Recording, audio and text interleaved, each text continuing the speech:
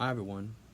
Uh, I just want to add this little snippet at the beginning of today's episode. Because I realized that it's been a very long time since I last gave you guys an update on the line of succession for the presidency and gave you a general update of Congress. So I'm going to briefly do that here in this quick little snippet right now. We'll get to today's actual episode in just a little bit, but just bear with me on this. We're gonna start out with the line of succession. Ooh, excuse me. The president's still Trump. The vice president is still Pence. Speaker of the House is still Pelosi.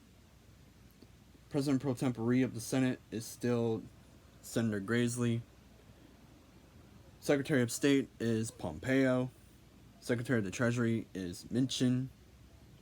Secretary of Defense is Esper. The Attorney General or the Justice Secretary is still Barr. Secretary of the Interior is still Bernhardt. Secretary of Agriculture still is Perdue. Secretary of Commerce still Ross. Secretary of Labor still Scalia. Secretary of Health and Human Services is still Azar. Secretary of Housing and Urban Development still Carson. Secretary of Transportation still Chow.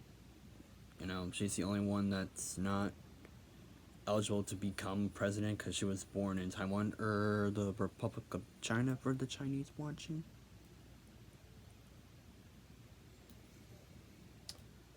Secretary of Energy is Berlotte. Education Secretary is still DeVos. Veterans Affairs, Walensky. And Homeland Security is still Wolf. And once again, like always, for fun, I always like to add the Chief Justice in. Chief Justice is still Roberts. Yeah. Speaking of Pelosi and Senator Grassley, let's jump over to Congress. We're going to start over in the Senate.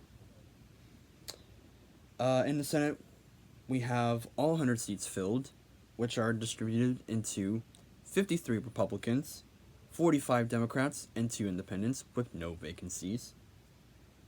President pro tempore is, well, like how I said earlier, it's still Chuck Grassley of Iowa.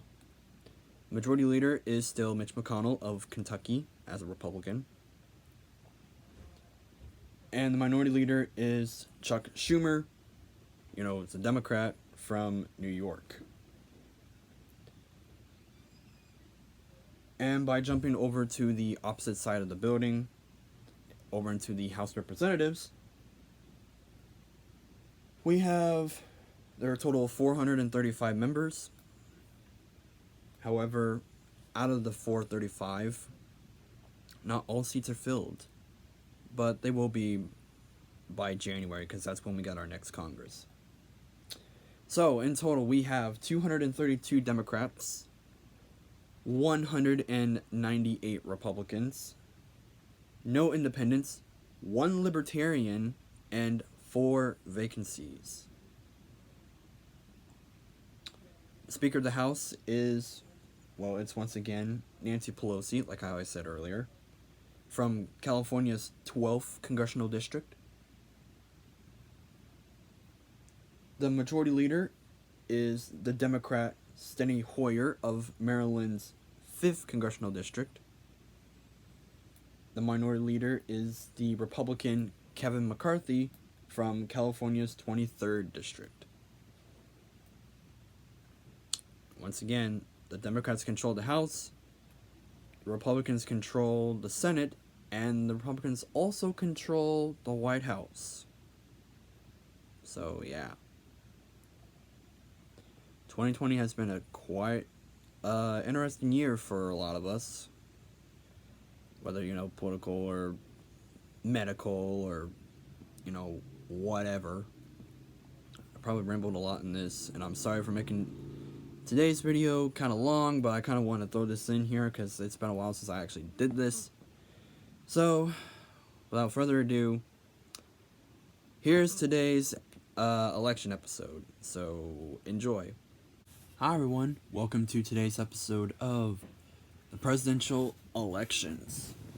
It's a new day, a new week.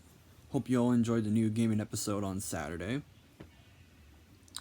And we got a whole new week of presidential elections to go over. And so we're just going to jump right into it for this week and go to 1868. Now, during this time there was Reconstruction, so 3 states will not be participating in this election, which are Virginia, Mississippi, and Texas. So keep that in mind, guys.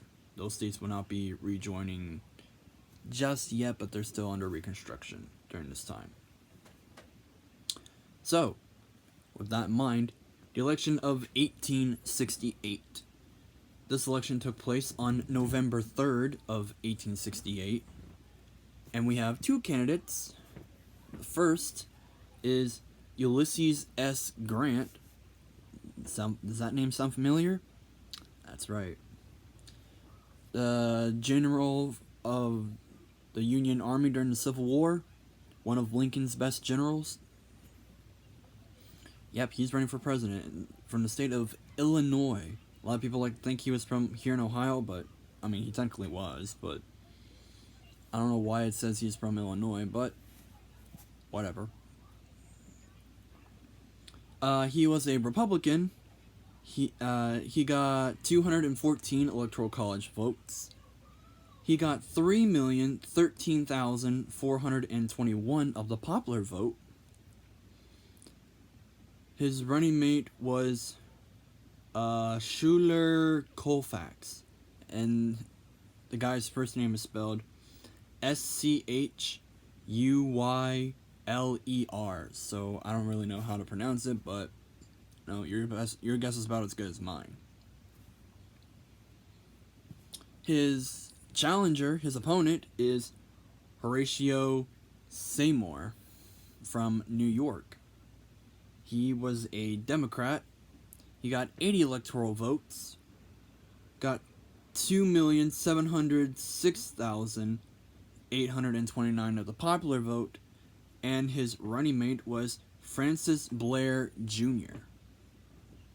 So how many were there in total that were needed? Well, you needed 148 to win, and in total there were 294 possible.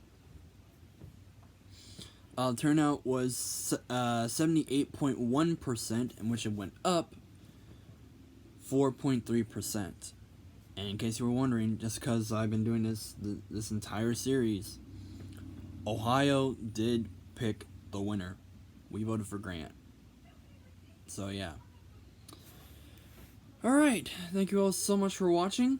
Like, comment, and subscribe, and we'll see you tomorrow when we talk about 1872. Stay cool, stay tuned. Thanks so much for watching.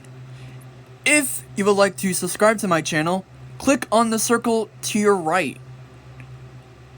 If you would like to see the last series on this channel, click the square on your left. The last series done on this channel was the census. I hope you enjoy it.